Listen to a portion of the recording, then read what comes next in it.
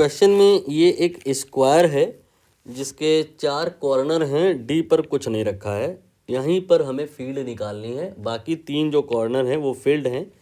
यहाँ पे Q/2 and Q/2।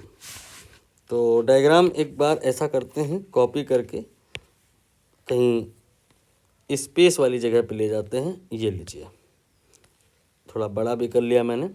अब हम बात करेंगे इस पॉइंट पर फील्ड जो निकलेगी किसकी वजह से निकलेगी। इसकी वजह से, इसकी वजह से और इसकी वजह से 3 प्रकार की फील्ड आएंगी।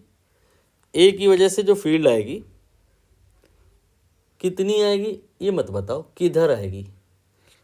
ये आपका जो चार्ज है ये पॉजिटिव है, डी पॉइंट पर अगर हम कोई पॉजिटिव चार्ज माने तो उसको ये रिपल करेगा, बस इधर कोई आएगी field. This is EA, it is the field because of A. Now what will be because of C? Similar logic when you apply at D, you get you can say along y axis, ये आपने EC निकाला है। Now think about B.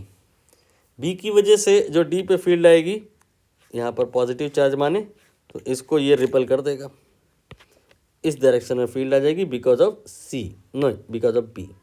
तो D पर जो ये 3 field है इनको ही हमें जोड़ना है, वही हमारा आंसर होगा। अब हम EA की वैल्यू निकालेंगे। EA क्या है? ये है फील्ड बिकॉज ऑफ Q/2 और डिस्टेंस कितनी है जहाँ पे निकालना है, ये डिस्टेंस है साइड लेंथ स्क्वायर की A मान के चलें। तो because of point charge Q, अगर R डिस्टेंस पर कोई पॉइंट है P और हमें यहाँ फील्ड निकालना है तो वो KQ/R² होता है। सो ये आपका हो जाएगा KQ/2 एंड देन A²। तो आ जाएगा ये KQ/2A²। ये समझ आ गया होगा I think. For simplicity purpose हम इस चीज़ को एक काम करते हैं, E के बराबर मान लेते हैं और बाद में हम E का वैल्यू रख देंगे। नाउ यहाँ पर C की वजह से बताइएगा, C की वजह से जो फील्ड आएगी वो कितनी आएगी। यही सेम कहानी बनेगी, चार्ज है Q/2, डिस्टेंस वही A। तो यू कैन रियलाइज कि EA या EC दोनों में से किसी की भी बात करें, ये दोनों E के ही बराबर आएंगे और E की वैल्यू इतनी है। Now what about EB? EB क्या है? ये है फील्ड बिकॉज ऑफ B। तो E बिकॉज ऑफ B जब निकालेंगे तो चार्ज कितना लेंगे, E हम B की बात कर रहे हैं तो Q और डिस्टेंस ये BD वाली ली जाएगी। ये आप रियलाइज़ करो, A/√2 आएगी। ये A है, ये A है, ये राइट एंगल ट्रायंगल फोकस करिए, परपेंडिकुलर और बेस पता है, पाइथागोरस लगाइए, A√2 आ जाएगा B से D तक का वैल्यू।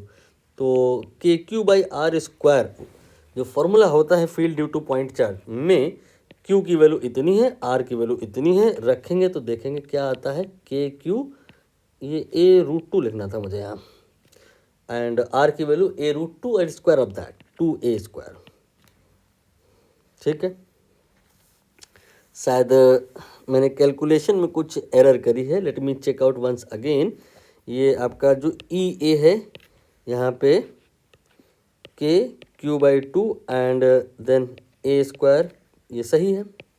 और फिर EB देख लेते हैं, KQ एंड बाई डिस्टेंस जो है, सही तो शायद कर रहा हूँ मैं, ठीक है। फिर nothing is wrong over here, this is KQ/2A² and इसी को तो आपने E माना है ना, तो ये आपका E आ गया। तो ये हुआ कुछ यूँ कि तीनों ही फील्ड मैग्नीट्यूड वाइज सेम। तो ये तो नहीं आप सोच रहे हैं कि ये तीनों फील्ड हम जोड़ दें तो E+E+E+3E आंसर हो जाएगा ना, तीनों सेम डायरेक्शन में नहीं है ना, इसलिए। तो यहाँ पर हम तीनों को इकट्ठे जोड़ेंगे भी नहीं, हम यहाँ पर करेंगे क्या कि पहले इसको और इसको जोड़ेंगे, क्योंकि आसान होता है। दो फील्ड अगर, दो वेक्टर अगर सेम मैग्नीट्यूड के हों, सपोज E एंड E, तो उसका जो नेट आता है वो बिल्कुल 45 डिग्री के एंगल पे चला जाता है और वो होता कितना है, E√2 के बराबर। ठीक, तो यहाँ पर यही बात बनेगी, ये और ये इन दोनों का जो नेट होगा वो E√2 के बराबर होगा और 45 के एंगल पे होगा। मतलब आप इसे हटा दीजिए, इसे हटा दीजिए और इनके जगह पे आप रिजल्टेंट इनका बना दीजिए और वो रिजल्टेंट आपने अभी बताया कितना होगा, e√2 के बराबर होगा। यहाँ e√2 लिख दिया। अब आपके पास में 3 नहीं 2 ही वेक्टर हैं, एक e√2 का और एक e का, और दोनों सेम डायरेक्शन में। तो जो नेट आ जाएगा वो 0 एंगल पे अगर होते हैं 2 ठो वेक्टर तो सीधे जोड़ देते हैं। तो e में आप e√2 जोड़ दीजिए, e में e√2 जोड़ दिया, e को कॉमन निकाल लो तो ये √2 + 1 आ गया। ठीक, यही आंसर है, लेकिन e का वैल्यू नहीं रखा है अभी हमने। ये रख देते हैं KQ/2a² and in bracket √2 + 1। Answer आ गया है, लेकिन अभी हमें k का वैल्यू रखना पड़ेगा 1/4πε0 k के स्थान पे। और ये जो 2 है ना, इसे यहाँ नहीं लिखेंगे, अंदर हम एक एक करके डिवाइड करेंगे। तो √2/2 ये 1/√2 हो जाएगा एंड देन 1/2 हो जाएगा। नाउ आप यहाँ पर इसको कॉपी करो और देखो कौन वाले पार्ट से ये मैच हो रहा है। जहाँ तक मैं समझ पा रहा हूँ पहला ही ऑप्शन है यहाँ पे जो बिल्कुल सेम टू सेम मैच हो रहा है, 1/√2 एंड देन 1/2।